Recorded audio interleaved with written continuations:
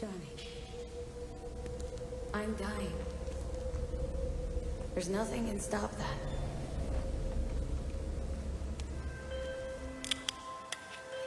V. My name is Songbird. I'm an NUS intelligence analyst. I know about the bomb ticking in your head. And I can save your life. What's the catch? I need you to get to Dogtown. Attention all Dogtown residents. The President managed to crash her Space Force One into our humble district.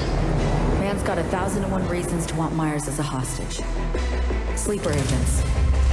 Time to wake them up. So NUSA is tossing us back into the fray, huh? Stay sharp. We're in the wolf's den now. Get Myers out of there. Time to evac. Her safety is the top priority. Shit! They catch us out here, we're dead. Wait, hear that? God almighty! It's moving! Run! This way! Quick!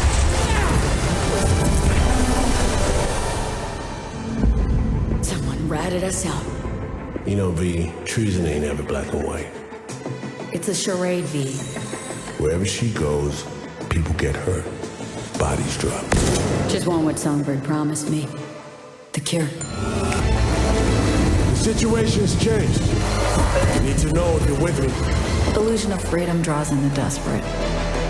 Pick your truth, V. Come on, got iron in your hand. Gotta put it to someone's head. Pull the trigger. If I don't do anything, and do it soon, I'll die.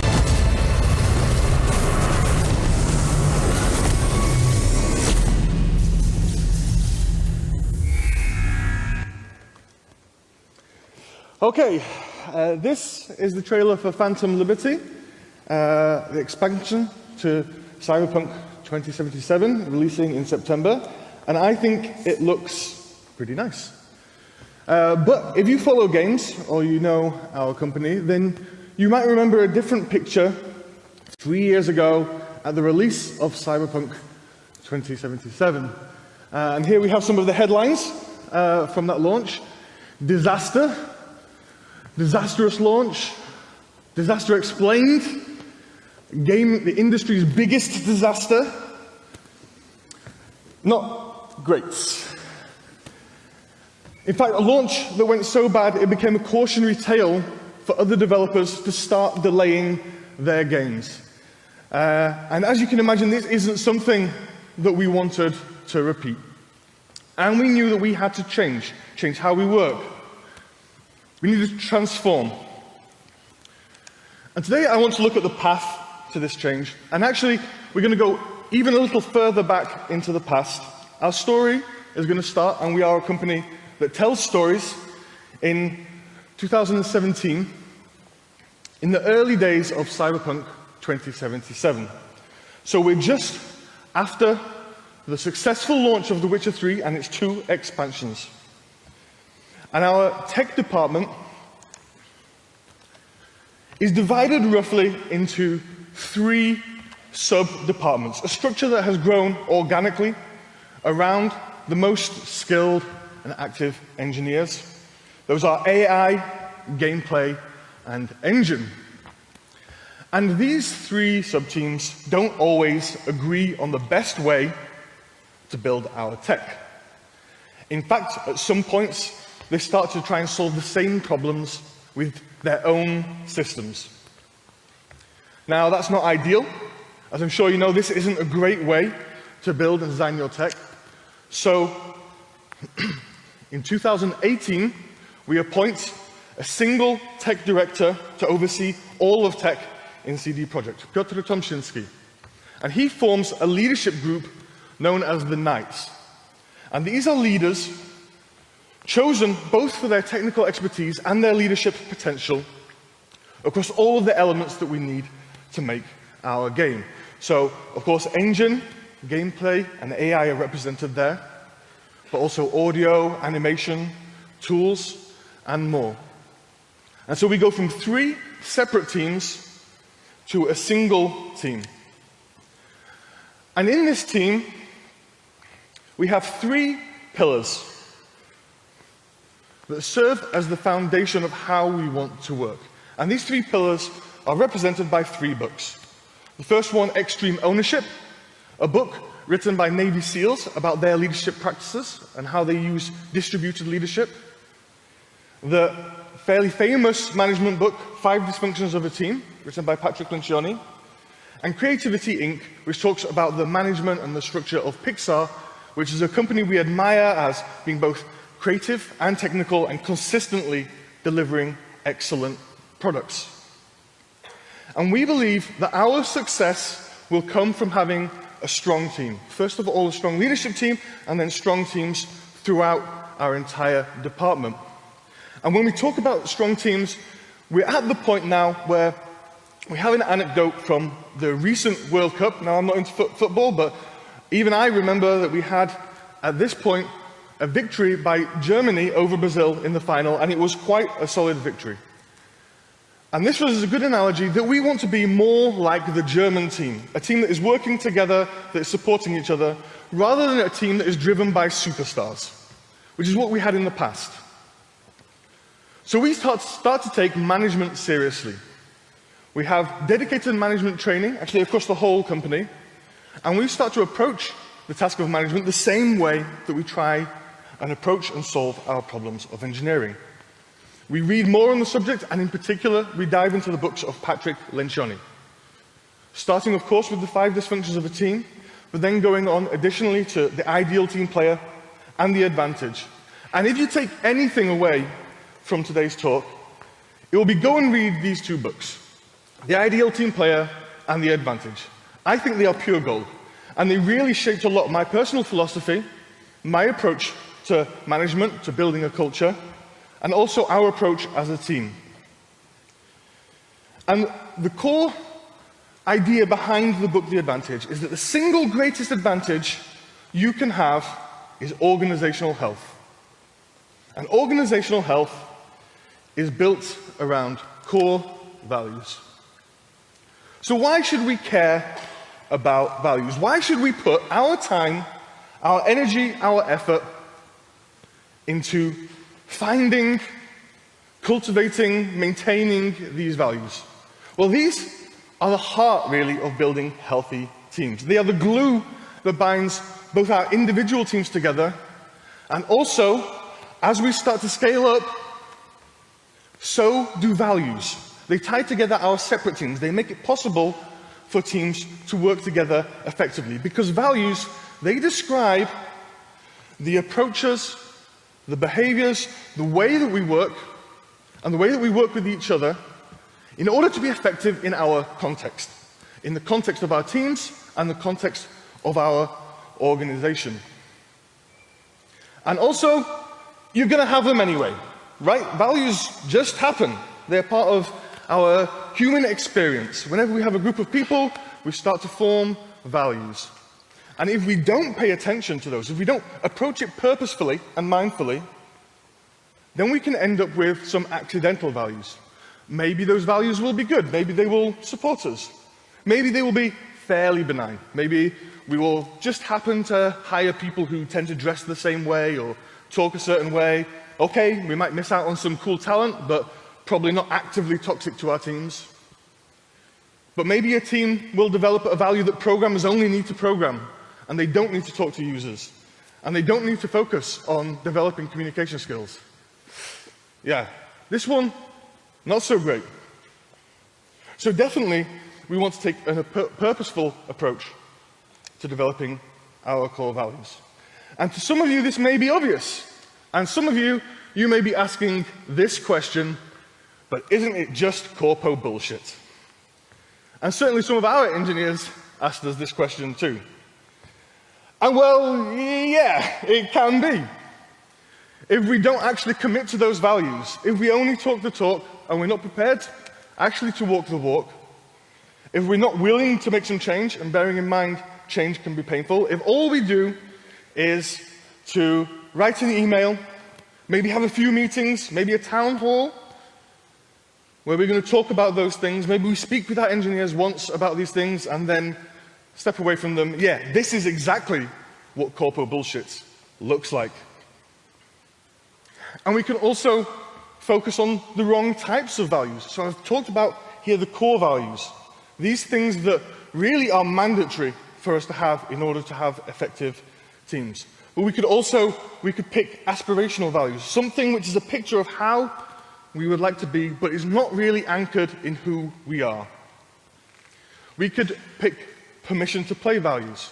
So these are values which we expect everyone to have, but we don't really need people to excel in them. Maybe obeying the law, we could have it as a value, but we don't need all of our staff to be legal experts. We have a team for that.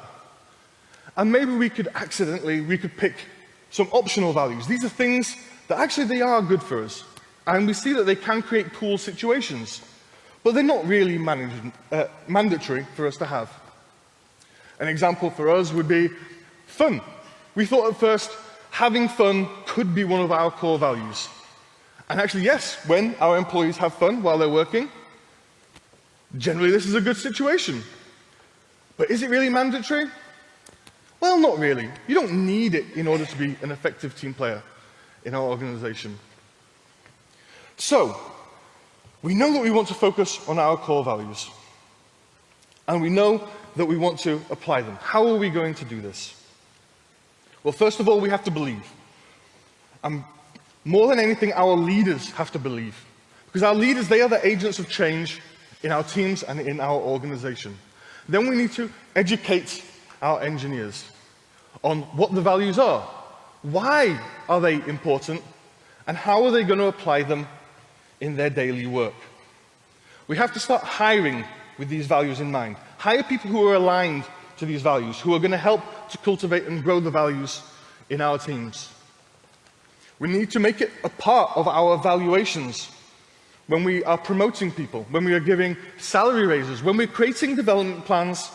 Our core values need to be at the heart of those processes. And when we have someone who doesn't align with these values, and either they cannot or do not want to change to align to these values, then even if they are a super skilled engineer, even if they are technically great, then we need to say goodbye. And that's the best thing for our teams, and actually it's the best thing for them, that they can go and they can find the environment that's really going to support how they want to work. Okay, so we know that we want to have core values. We know that we're ready to commit to having them, but where do we find them? Well, probably not where Geralt's looking, which we can't quite see it there, but there's some dismembered corpse on the ground. We're going to find our values in our teams. Remember, I said these are the things that we already have. So we look at our teams and we see, where are we successful? Where are things easy? Where do we have good results, really, without having to try? The teams and the individuals, who is it makes that happen?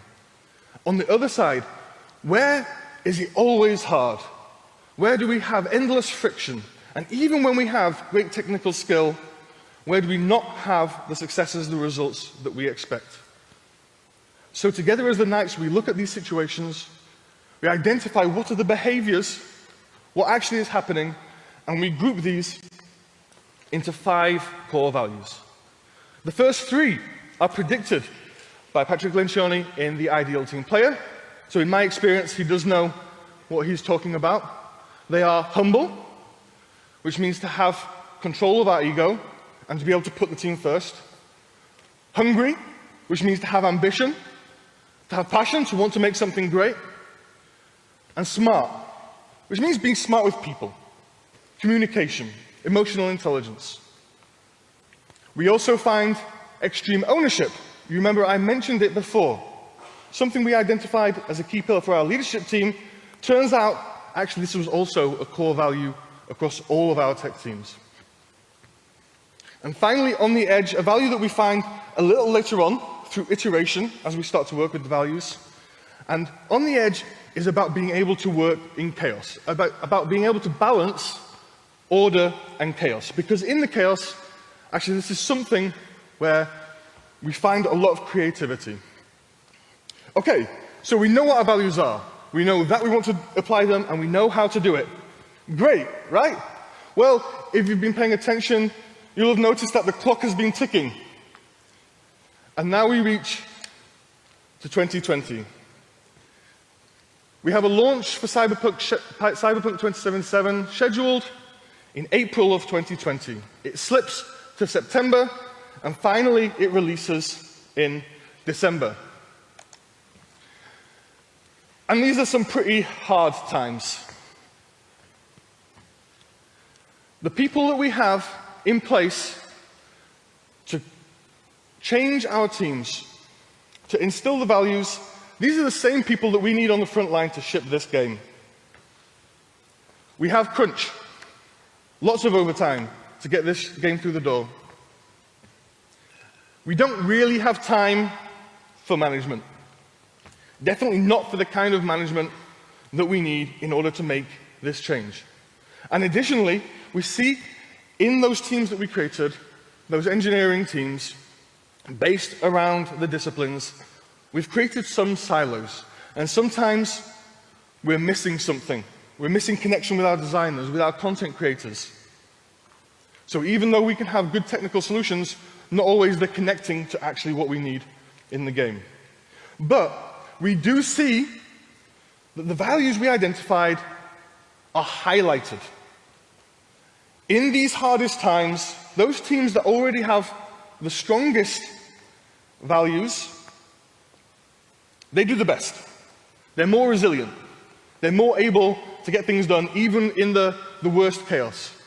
And in the places in our teams where we see a lack of these values, these are the hardest situations that we have. These are where the ball is getting dropped more often. So the release happens. We have the results that you saw at the beginning of the presentation. From the press, from our community, from ourselves, we're not happy. But the silver lining, this is a great motivation for change. For a transformation across the entire company. We're talking about a change of the structure of how we approach our projects. We're talking about our approach to production. We want to start to become more agile, move away from waterfall. And the tech team is ready for this change. We've already laid the foundations. So we're ready to be at the forefront of this change. We have our leadership team. We can start to work forwards. Now is the opportunity for us to put this into practice. And so we start to break apart some of those things that have been holding us back. We split the leadership role into engineering managers who will take care of developing our people, and staff engineers who are going to be our technical leads. And this may seem very obvious to all of you, especially that we're at Leaddev, where we have exactly those two tracks happening. But for us, this was a big change.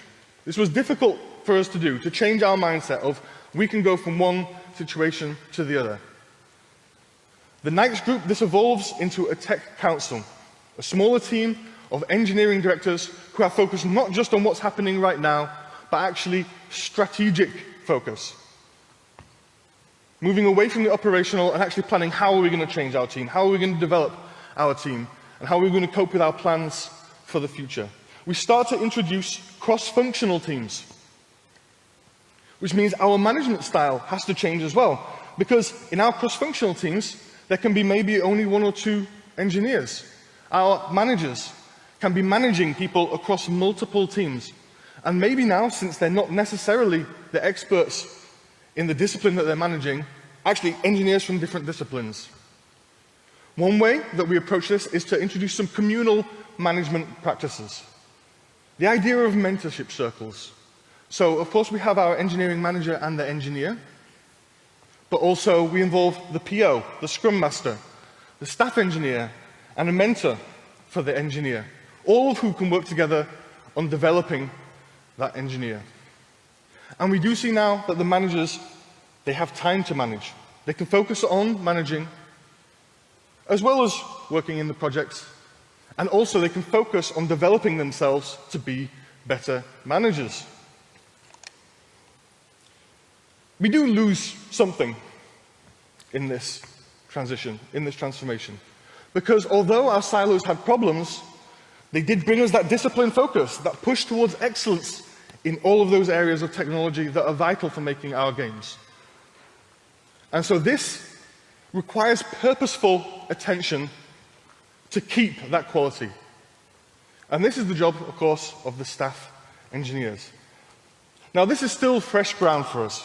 We're now catching up on the timeline. And it's an ongoing process, something that definitely we've not finished. We have plenty of work to do, and now it's time for another reality check.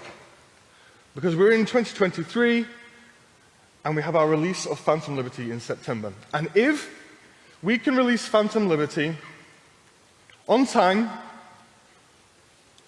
with the level of quality that both we and our community and our players are happy with, without the bugs that plagued the base game at launch, and if we can do this without resorting to the kind of crunch that we saw in 2020, then I think we'll be able to say that the transformation is going well. We do have a bit of a sneak peek. So recently, we showed the game to journalists and to the community. They had the chance to play hands-on, both on PC and on the consoles. The consoles were the worst hit platforms that we had on release. This is really where most of the issues with the launch resided. And as we can see, these hands-on have gone pretty well. What we're hearing from the journalists, from our community, is yes, this is looking like the game we thought we were going to get. This is something we can be excited about again. Recently, we were named by Forbes as the top employer in IT in Poland, the second best employer across all sectors. And when I look at our teams, I see that we have healthier teams. What I hear from people who join our teams, our new hires, time and again they're telling me, my God, this is the best team I've ever worked with. I feel so welcomed. I feel so engaged. I see broad adoption of our values across the tech department. I see our engineers putting these values into practice and reaping the benefits. And we've had multiple releases now of patches for Cyberpunk, done in this new way of production, without crunch, steadily improving the quality of the game. So, for sure, our transformation isn't finished, but I think that we're in the right direction. Thank you.